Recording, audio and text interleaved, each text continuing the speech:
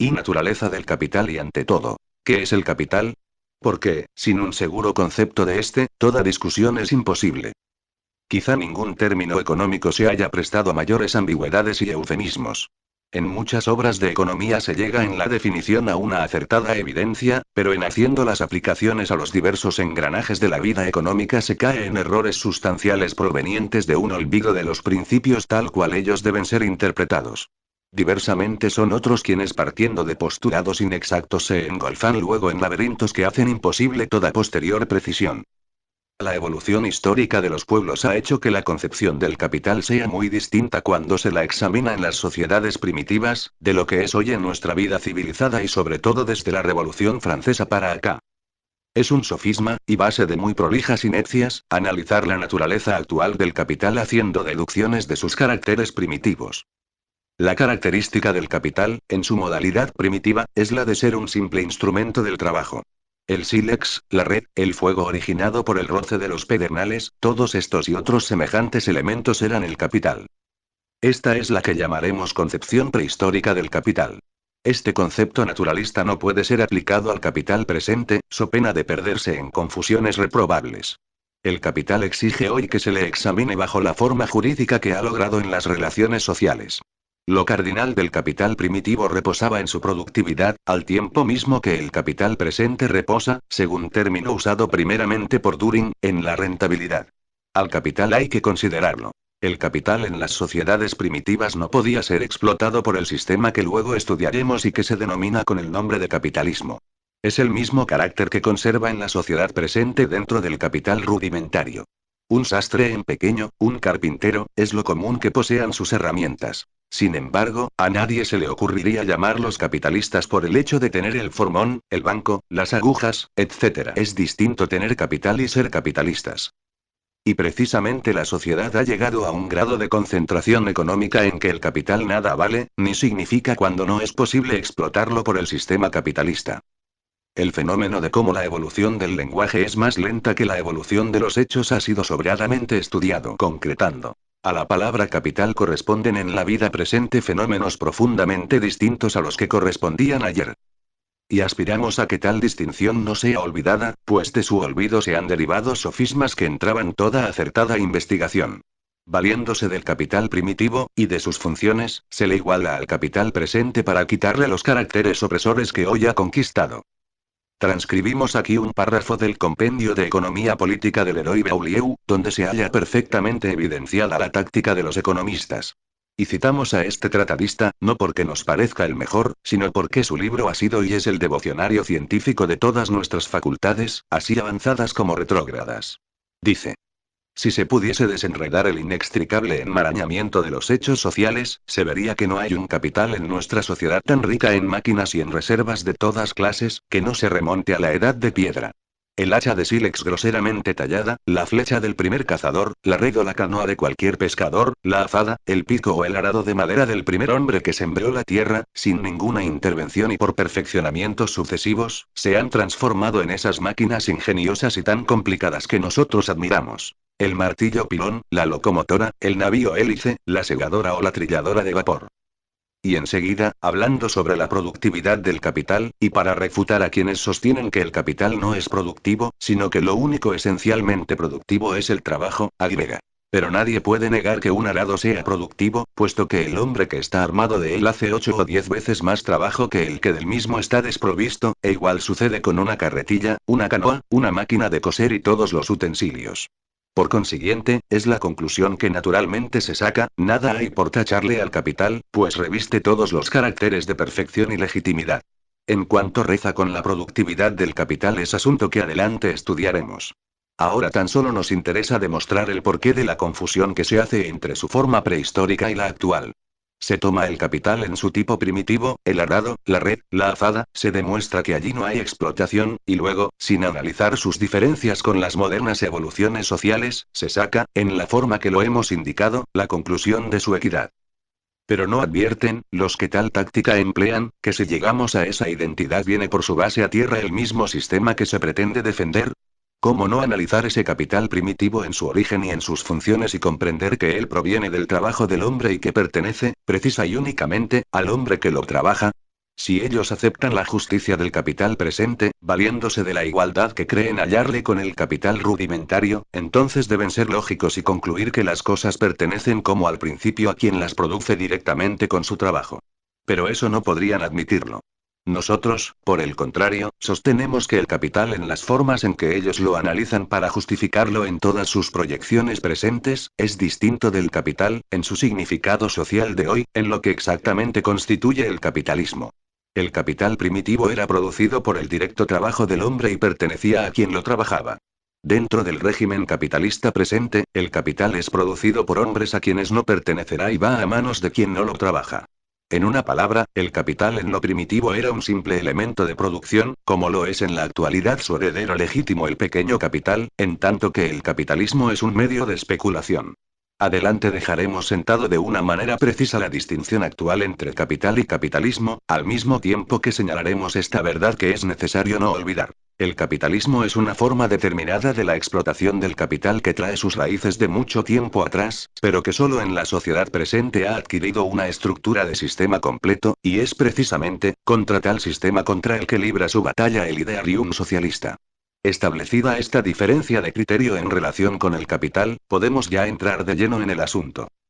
Necesitamos, primeramente, apropiarnos de un criterio que por su precisión y sencillez nos permita en todo caso evitar las confusiones. Este criterio, nos parece, no puede ser otro que el de los elementos que integran la producción. Esos elementos son tres: trabajo, capital y tierra. Si recordamos, Adam Smith define el capital como aquella parte del caudal del hombre que espera le proporcione un rédito. Y el capital de un pueblo es la suma de estos caudales individuales o la parte del caudal total que es de esperar se procure mayor riqueza. Volviendo a los tres elementos de producción, tenemos que la tierra no solo comprende la superficie que en el lenguaje común se entiende por tal. En dicho término quedan comprendidos todos los elementos de la naturaleza que se ofrecen al hombre sin un esfuerzo de su parte. Una rica vertiente de agua, una mina, un terreno privilegiado, darán al hombre las ventajas otorgadas por un capital. Pero hay que tener en cuenta que si dan estas ventajas, no por eso serán capital. De sucederse lo contrario, quitaríamos toda su importancia a la división establecida. El trabajo comprende todo esfuerzo humano tendiente a modificar los elementos de la naturaleza en forma que adquieran ya un valor de consumo, ya un valor de cambio. Por eso que encontremos errada la inclusión que Smith hace de las habilidades personales, del talento e ilustración, en el capital. Porque el talento puede lograr que esta o la otra empresa produzcan un mayor rendimiento, pero esto será debido al mayor poder del hombre y no a su capital. La mayor velocidad. Es verdad que estos conocimientos y talentos pueden ser fuente de capital, pero ese capital en ningún caso dejará de ser el fruto del trabajo. Así pues, hemos obtenido un perfecto criterio. Todo lo que no sea ni tierra, ni trabajo, es capital. Y este capital ha nacido del trabajo en combinación con las fuerzas de la naturaleza. Es el trabajo, obrando sobre los agentes naturales, el único productor de capital. Ahora, estos tres elementos tomados en conjunto son los que constituyen la riqueza. Por consiguiente, todo capital es riqueza, pero no toda riqueza es capital. Capital es la riqueza empleada para producir riqueza. Se ha definido la riqueza diciendo que es todo aquello que tiene un valor en cambio. Pero no olvidemos la distinción entre lo que llamamos riqueza individual y riqueza social. Bien puede suceder, y en verdad sucede, que la riqueza individual aumente, sin que por ello se registre el menor aumento en la riqueza social. La riqueza que un patrón adquiere extorsionando a los labriegos para reducirles sus salarios, y que le da a aquel un monto crecido de riqueza, no beneficia a la sociedad, porque lo que gana el capitalista es lo mismo que pierde el labriego. Los bonos, letras y demás papeles de cambio, o los papeles de especulación, no son tampoco riqueza social, porque lo que ganan sus poseedores es igual a lo perdido por sus clientes en réditos e intereses. La riqueza adquirida por los propietarios de las casas al subir el valor de los alquileres no aumenta la riqueza de un pueblo, pues lo que gana el arrendador es exactamente igual a lo que pierde el arrendatario. Subrayemos desde ahora, sin perjuicio de las más amplias consideraciones que posteriormente hagamos, que los grandes capitales individuales no pueden ser considerados como un beneficio para la riqueza nacional. Ellos, todo lo contrario, implantan un desequilibrio y una injusticia que es la fuente de la injusticia social. Estrictamente hablando, el único sentido en que la palabra riqueza puede tomarse en economía política es aquel en que beneficia a la sociedad en general. Riqueza individual, bajo la concentración capitalista, es el esfuerzo de muchos hombres para el beneficio de uno solo y en perjuicio de la riqueza social. Riqueza social es el fruto del esfuerzo humano, que no puede tener otra razón de propiedad que la proporción en que ha sido realizada. Charles Hyde dice muy acertadamente: la característica del capital es la de ser una riqueza creada, no para sí misma, sino para crear nueva riqueza. Es decir, que todo aquello que esté dedicado al consumo o a satisfacer nuestras necesidades no es capital. Lo que evidencia si una cosa es capital es el hecho de residir o no en manos del consumidor. Cuando la riqueza se dedica al cambio, cuando se conserva, no como fin último, sino como fin intermedio para transformarla en nuevos artículos, entonces reviste la forma de capital. Por eso que nos parezca de una admirable sencillez la definición de Ben Bauert. El capital es una riqueza intermedia. Esta definición coincide exactamente con la de George, cuando dice que es riqueza durante el cambio. Sin embargo, de ser precisas y claras estas nociones, ellas han sido absurdamente enredadas por muchos economistas. Enrique C. Carey dice que el capital es el instrumento mediante el cual se obtiene el dominio de la naturaleza, incluyendo en él los poderes mentales y físicos del mismo hombre. Como se ve, según lo anotábamos en la definición de Smith, aquí se confunde el trabajo con el capital. Este error, afortunadamente, ha sido corregido por todos los grandes discípulos de Smith, como Ricardo y Juan Stuart Mill. El primero definía el capital como la parte de riqueza de un país destinada a producir. El profesor Perry, refutando a Carey, dice del capital que es cualquier cosa de valor, fuera del hombre, de cuyo uso nace una utilidad o incremento pecuniario. Pero, ¿no es esto confundir el capital con la tierra? ¿No es también la tierra una cosa de valor distinta del hombre, y de cuyo uso nace una utilidad pecuniaria? Bastan los anteriores ejemplos para mostrar los absurdos. Nos queda por aclarar un concepto que no por las apariencias de verdad que presenta, deja de ser menos inexacto.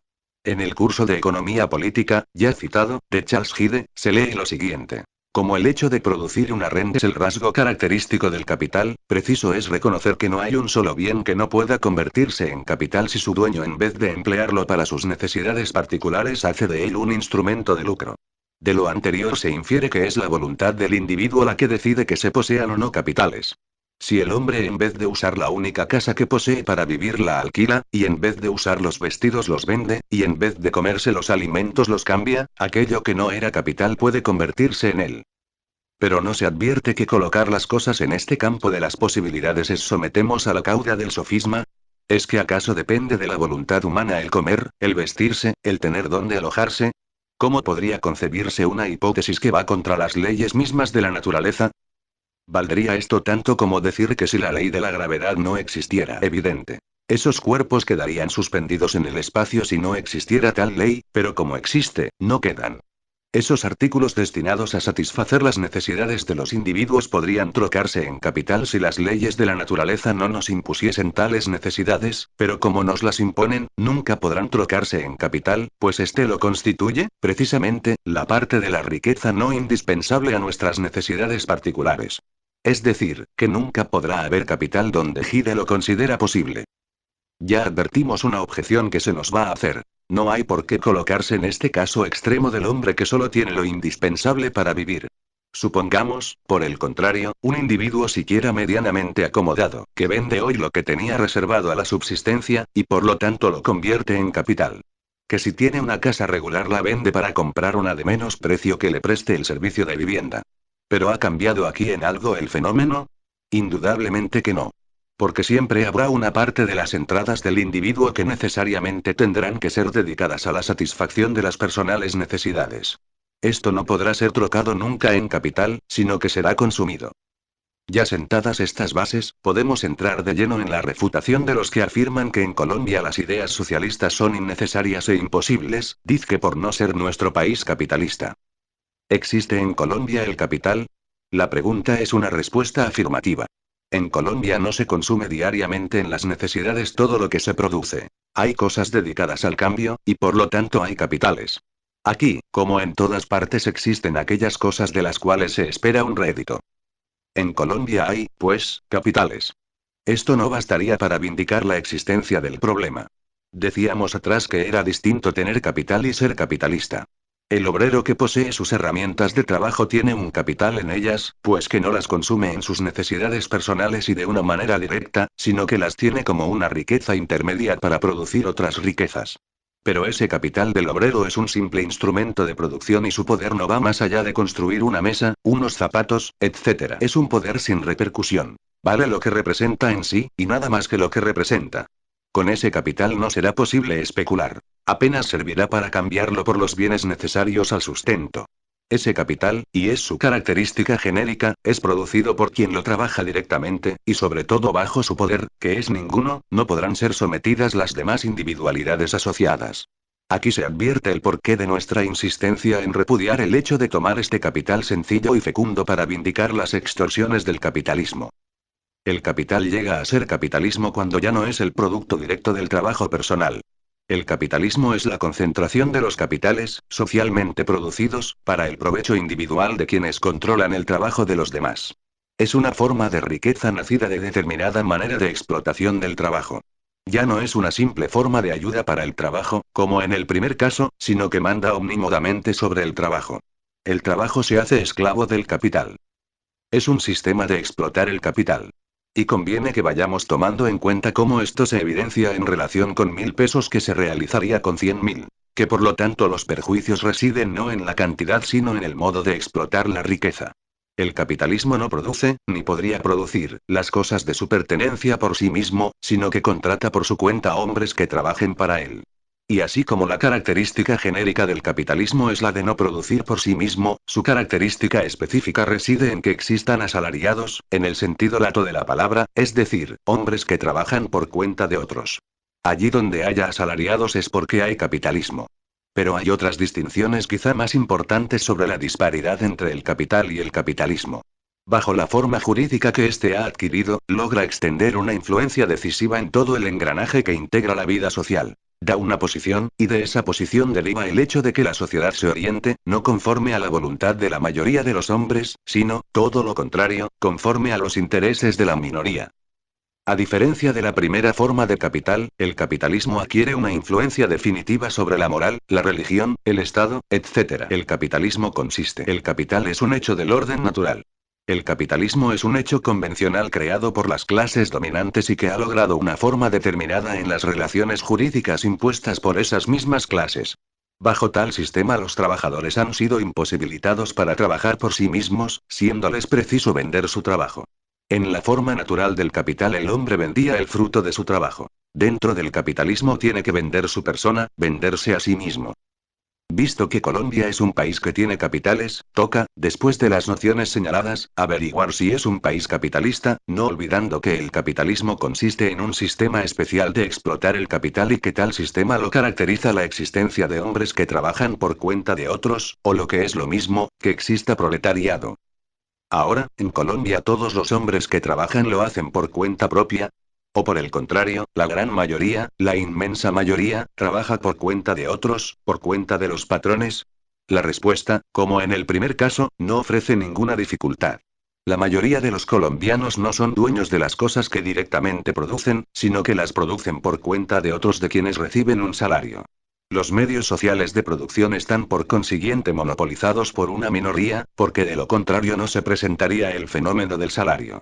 Y eso precisamente es lo que constituye el régimen capitalista. Y es contra lo que reacciona el socialismo para evitar que esos medios de producción se hallen en unas determinadas manos, permitiendo así la esclavitud económica de la gran mayoría.